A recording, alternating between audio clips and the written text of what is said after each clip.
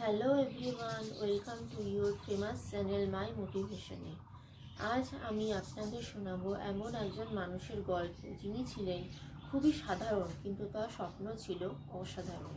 আজকের গল্প ভারতের প্রাক্তন রাষ্ট্রপতি missile man of India doctor APJ Abdul কালামের।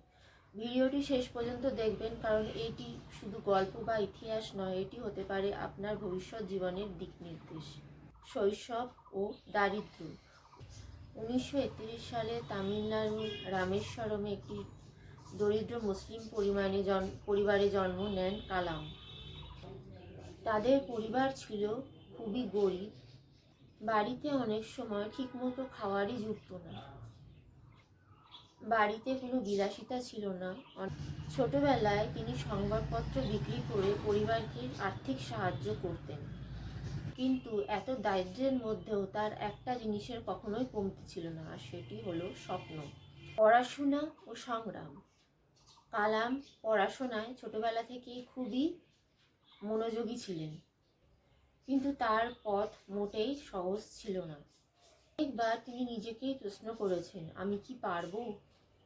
তিনি একবার ভারতীয় বিমান বাহিনীতে যোগ দিয়েছিলেন। পরীক্ষায় পাশ করলেও শেষে তিনি সুযোগ হারান। কিন্তু এই ব্যর্থতা তাকে থামাতে পারেনি। বরং তিনি বলেছিলেন, যেখানেই ব্যর্থতা সেখানেই থাকে জীবনের সুযোগ। বিজ্ঞানী থেকে মিসাইল ম্যান। এরপর কালাম যুক্ত হন ইসরো এবং ডিআরডিওতে।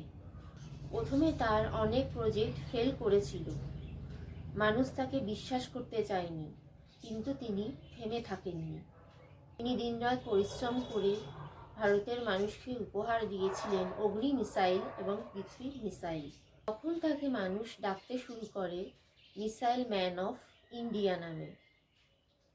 রাষ্ট্রপতি হওয়ার গল্প। এক গরিব পরিবারের ছেলে একদিন ভারতের রাষ্ট্রপতি হলেন, কিন্তু রাষ্ট্রপতি হয়েও তিনি নিজেকে কখনো বদলাননি। তিনি সবসময় ছিলেন সৎ, সাহসী এবং ছাত্রদের বন্ধু। রাষ্ট্রপতি ভবনে তিনি ছিলেন একজন শিক্ষক। কালামের জীবন দর্শন। কালাম বলতেন, স্বপ্ন সেটা নয় যেটা মানুষ ঘুমিয়ে দেখে, স্বপ্ন সেটা যেটা মানুষকে ঘুমোতে দেয় না। জন্ম বড় না হলে বড় হওয়া যায় না, টাকা না থাকলে সফল হওয়া যায় না। তিনি এই চিন্তাধারাকে ভুল প্রমাণ করেছিলেন। তিনি সবাইকে দেখিয়েছিলেন বড় হতে লাগে শুধু ইচ্ছাশক্তি, সাহস আর ধৈর্য। আপনার জন্য শিক্ষা।